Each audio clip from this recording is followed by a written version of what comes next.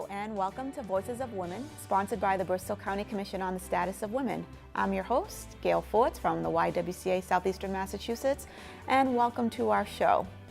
We have some great panelists today to talk about an issue that I'm sure you've heard much about over the past couple of months, the issue of sexual harassment in the workplace. So it's a very serious issue, but an issue that is not brand new, an issue that's been going on for many, many years that women have been in the workplace, but it's finally coming to light. So we want to have a vigorous discussion about that. So again, ladies, thank you for being here. So if you can all introduce yourselves. Let's start with Ady.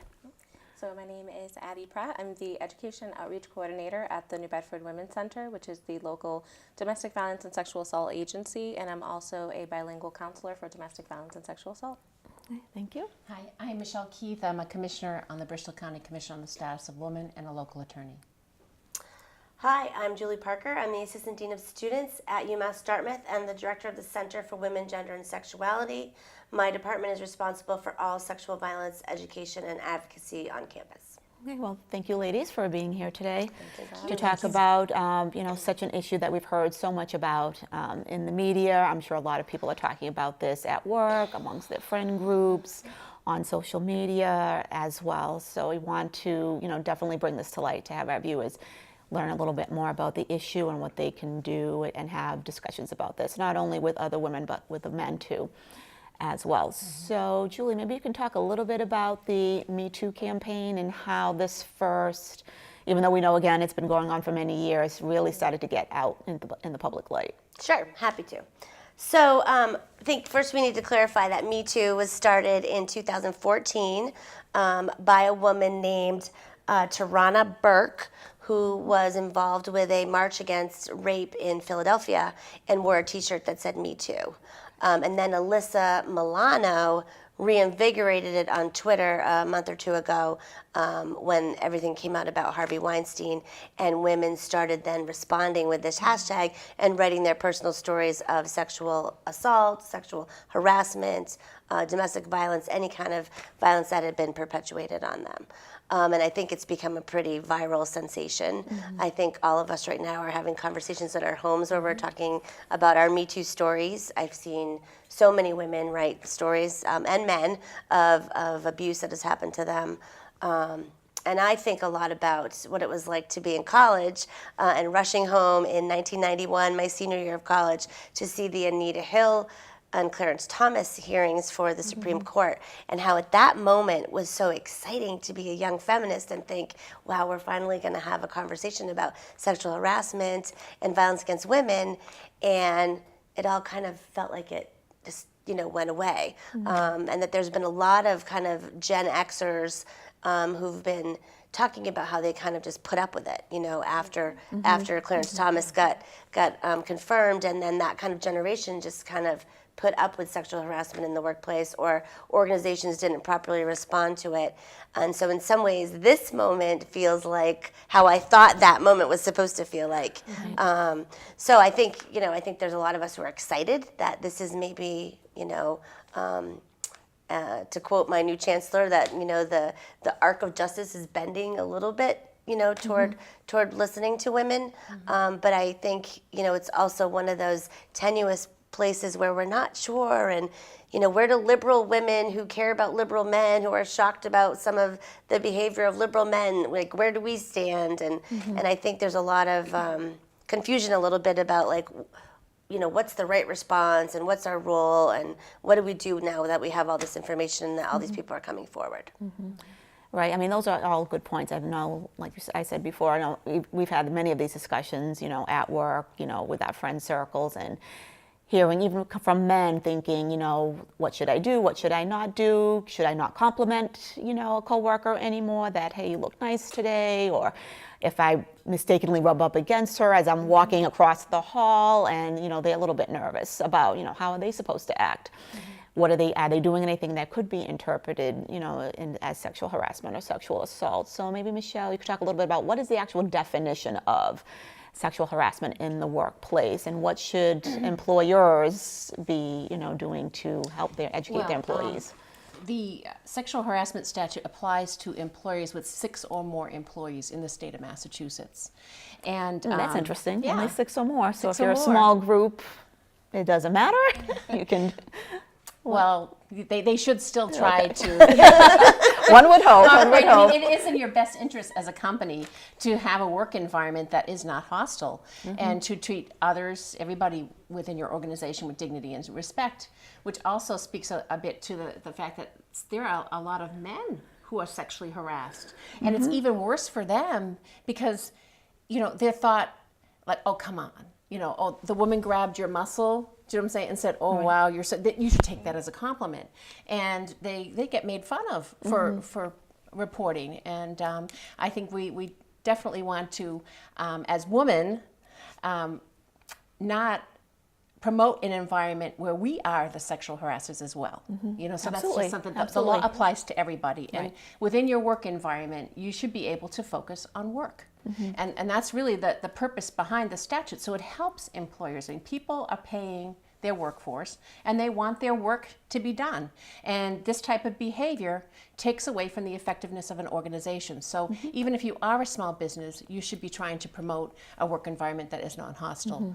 But under Massachusetts law, sexual harassment in the workplace is illegal under the anti-discrimination laws of Massachusetts as a form of sex discrimination.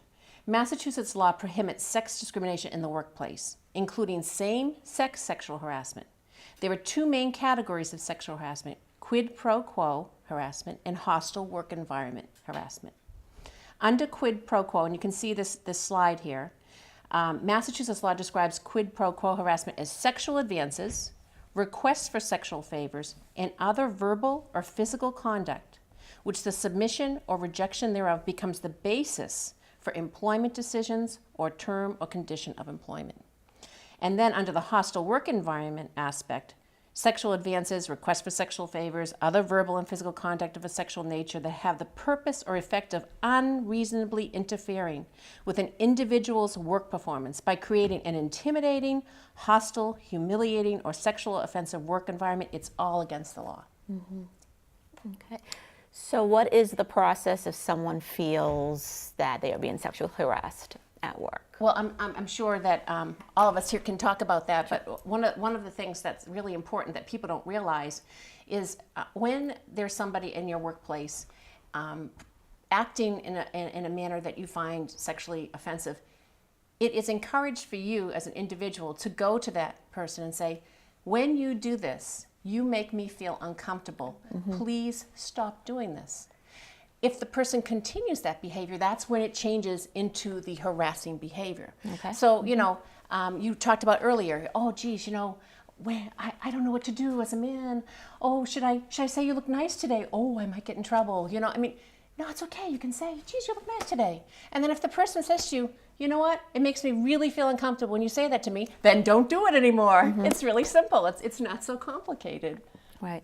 So depending on maybe where you work or, I know you work with, Ady, a lot of different agencies going in and talking about this issue. I know some places might have different views on it. I mean, I know you mentioned if it can also be same sex, it can be women on with that against men and vice versa. I think a lot of times you just think about, men doing this to women. I'm sure at schools, on campus, it's a little bit different than what we have. So what type of services and education are you doing at the Women's Center with different organizations throughout the city? At the Women's Center, we're doing a lot of work, especially in the middle school, setting around sexual harassment. We've been doing this for years, and it's amazing that when we go in, they don't know. Half the time what they're doing is sexual harassment, touching someone's body, the pulling of the bra strap. Oh. We have kids admitting to pantsing, so they have no idea that this behavior is seen as sexual harassment. The other thing, again with the boys, we do talk about why is it so hard for boys to come forward, and all of them know exactly why it is so difficult and what boys are supposed to be, and the fact that, oh, well, if a girl is doing this to me, this is supposed to be a good thing because this is what boys do. You're supposed to try to get with the girls. And after we do these classes, it's amazing that we hear from the teachers that kids do come forward with this. Oh, and they now feel safer. We give them certain strategies and we do encourage them to say, this is bothering me, but think about 3 adults or who you would go to talk to about this. So it's great that we're having this discussion because a lot of these kids don't know what boundaries are, or their own boundaries or respect. So teaching them that this is your body and you have the right to say that this is not okay. As far as the adult settings, what we're seeing a lot of since all of the sexual harassment and sexual assault allegations have come out, we're seeing a lot of agencies now calling us in and trying to get a clear picture of what should we do, around sexual harassment and what is sexual harassment. Because some of them don't even have certain policies in place where they should. So we're going in and kind of streamlining a lot of presentations for that. And at the Women's Center, all our services are for domestic violence and sexual assault. So if you're seeing these things on TV and you're feeling triggered because you've had certain experiences in the past that are coming up, this is a place that you can go. We have the highest confidentiality that you can get. We're protected under the 20K and 20J. So we do have one-on-one counseling there. We have groups. And we also have a 24-hour hotline. Very good. So there is definitely someone who's going to answer that hotline. So, let's say you come across one of those stories and it's 3 o'clock in the morning and you're feeling a certain way, you can call and talk to that person and that person is going to give you resources. So no, that's good to know. That's really great information to be able to have.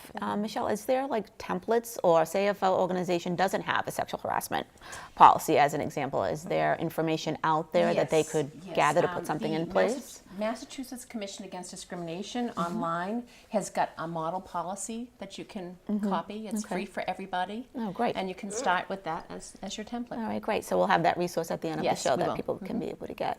And Julie, what about on campus? I know we hear a lot of different things that happen, on campus via, sexual assault or sexual harassment. And I know you mentioned the new chancellor is, doing some great things to put that into place about how people are able to have those discussions on campus, not only with the students and faculty, but with the employees as well.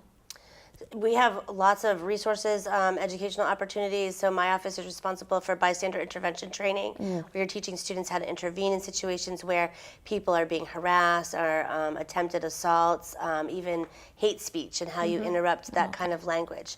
Because I think in some ways this whole movement is a step away from just the kind of rape culture jokes that people tell about women in a lot of situations, particularly in a college setting. Right. Our sexual harassment policy and office is under our Diversity, Equity, Inclusion Office, who puts out an online program for people to take when they're hired. So there's little pieces here and there for faculty and staff and students that differ a little bit, but that is available for everybody to participate in. And certainly we have a zero tolerance policy, and we do everything we can with our student conduct office to work to hold people accountable for their behavior and use an educational model for students, where there's scenarios where they need to just be educated. All of our first year students actually go through a mandatory online education program. Okay, great. We've been doing that this is our 4th year doing that now, so we have almost a whole 4 years of people who've gone through that program, which looks at sexual harassment, alcohol, bystander intervention, sexual assault.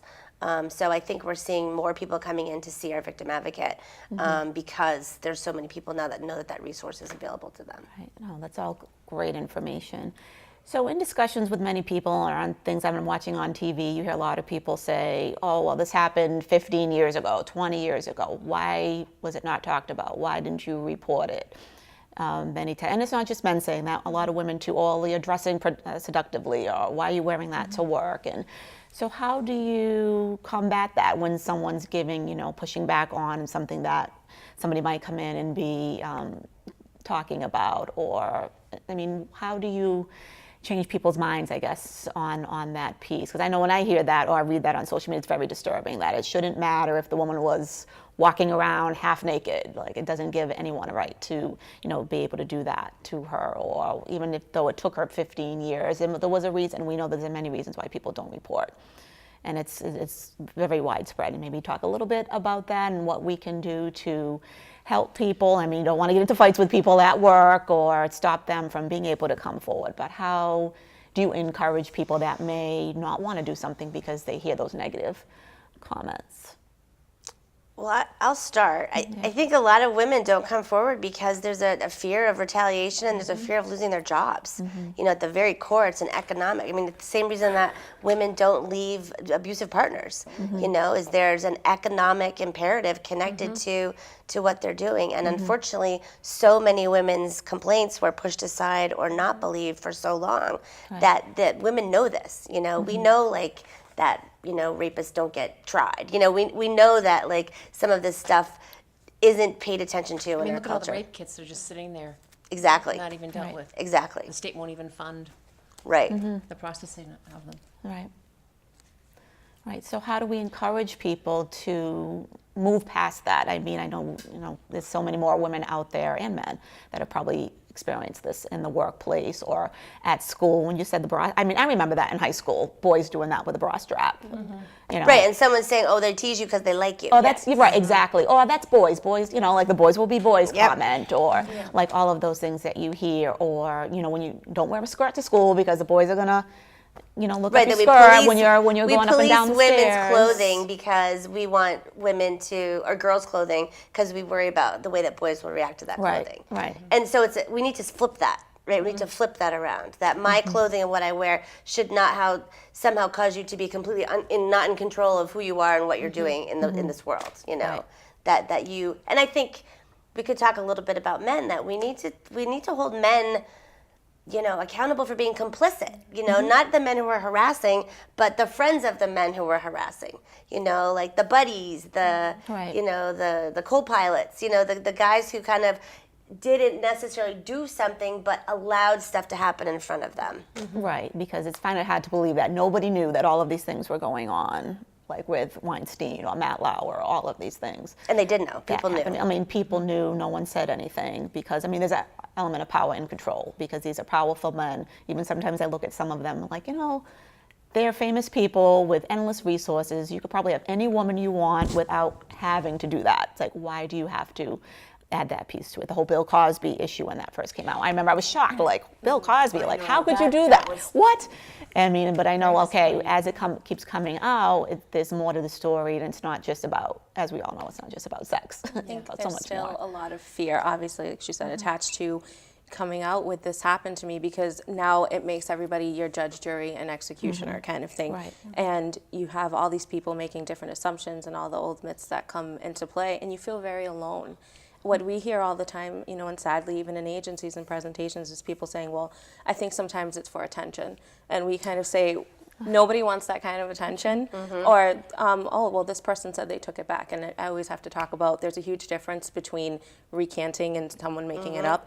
Your life becomes kind of, you know, hell when you are going out there with these stories. You have people harassing you and saying things about you. So it is common for someone to say, you know what, this didn't happen, because you just want it to go away.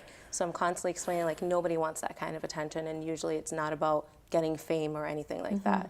So we're facing that a lot. Right.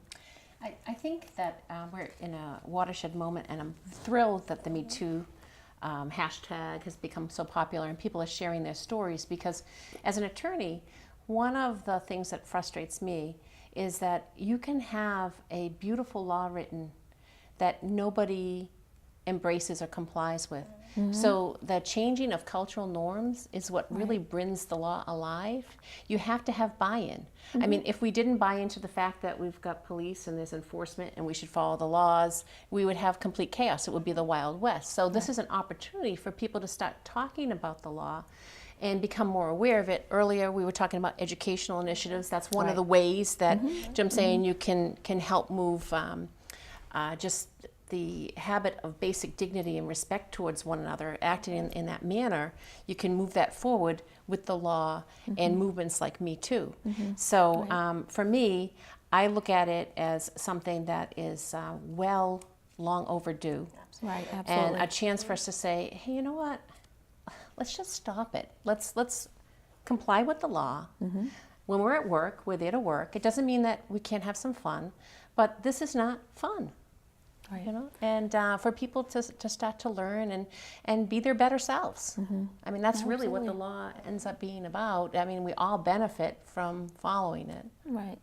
So where do we go from here? I mean, we're hearing about this. Seems like, every other week there's somebody new. Every day there's somebody new. That's Dustin coming Hoffman out. yesterday. Right. No way. Oh yeah. I didn't know about Oh yeah. that. 3 women Yes. were on the news talking about him. The actress who was in Death of a Salesman on Broadway has quite the story of him sticking his hands up her skirt backstage right before they're supposed to go on, and in one case almost penetrating her.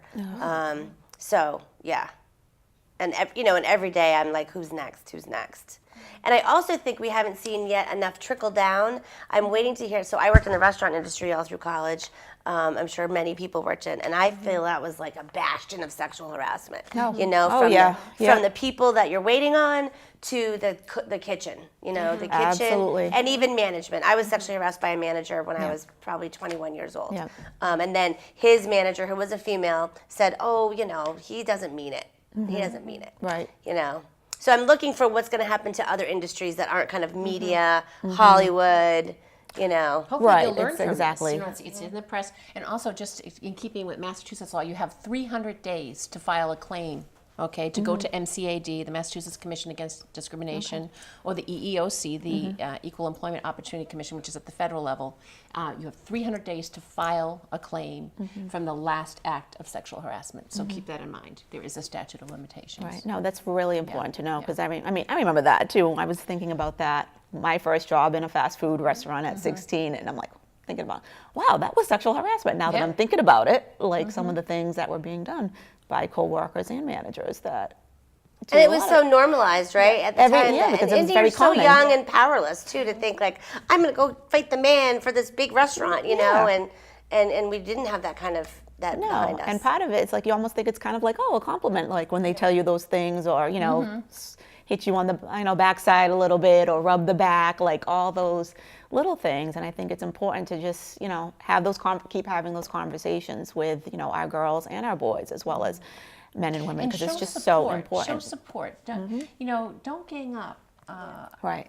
On the person who's making the claim, whether they're a man or a woman. They're speaking up. Stand beside them and support them. I mean, that's how we're going to change things. Absolutely, because That it is takes the a lot of worst thing courage. for a victim is not being believed. That is the hardest thing for them to go through, is to come out with this. You're saying some of your worst experiences in life, and then have people just not believe it, or just tear it apart and tear you apart. Right. And by that's the so way, the unfair. law does protect those who support too.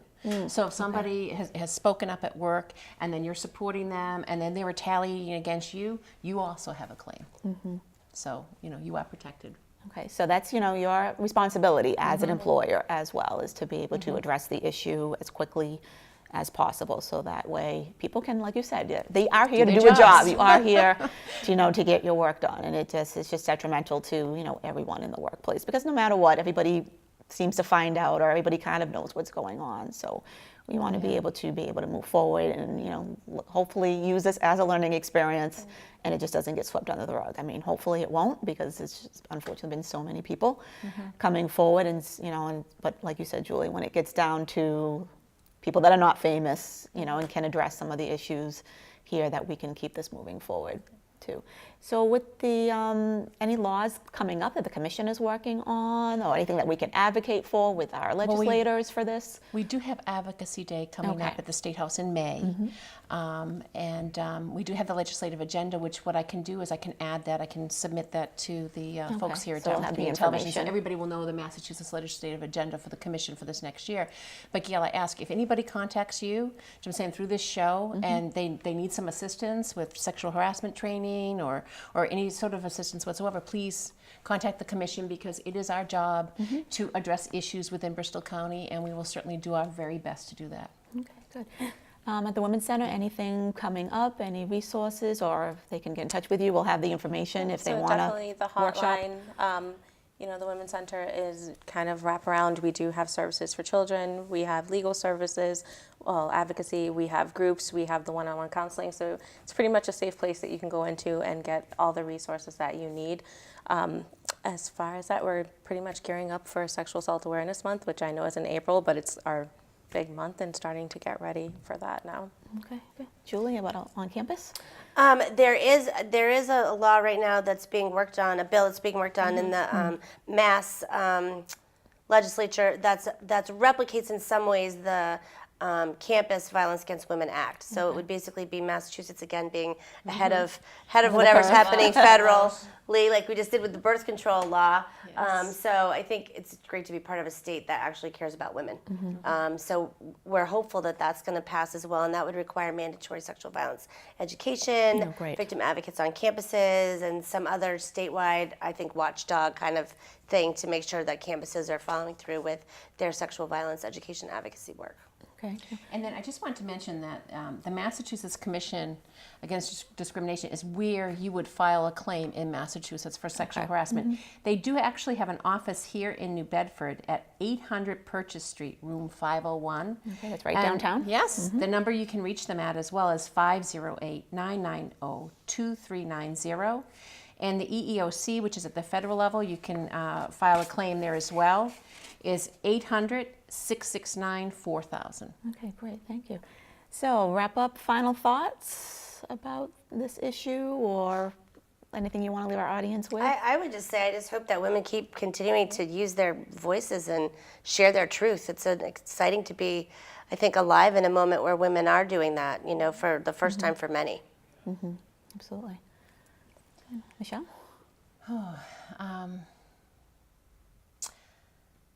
I just say don't quit. Keep moving forward. No matter how defeated you can feel, because while we do have this Me Too movement going, it has been a difficult year for women with the election. And just keep moving forward. Keep speaking up. Keep encouraging people to be their better selves. Great, thank you. Ady? So kind of the same thing. Keep talking about it. Keep educating our children, especially. Keep moving forward. And the more that we talk about it, that's how movement starts, and that's how we can make some real changes. No, well said, everyone. I know that there are going to be some walks again coming up. It will be the first year anniversary of the march. So I know there's going to be one January 20th. Yes, January 20th. In New Bedford. So I know the YWCA will be part of that, and I'm sure many other organizations will be a part of it too. And they are doing one again in Boston, so I'm trying to figure out how to be in both places or how to have a contingency go up to, I think it's going to be in Cambridge actually, but there are going to be several held across the nation at the same time. So we're not giving up. Got to keep having our voices heard, keep making progress. And like you said, for some of us, it's the first time doing that. And I know when we went to Boston, we had people that went way back in the 60s and 70s, and they were young, and they were still as excited and fired up as ever to be able to do that, and was disheartened that they felt like we've taken 20 steps back. But we're going to keep Well, we have a midterm election, and we can do what they did in Alabama. Exactly, Right? Exactly. And we talked about that on the last show about more women in politics, being involved. If you're not running yourself, supporting campaigns, being campaign managers, and just getting out there, just voting. I mean, voter registration, many of us do that too, and using your voice, because we can make change. It just one day at a time, and don't give up. So thank you all for being on the show. We appreciate that Thank you. too. And thank you for watching Voices of Women.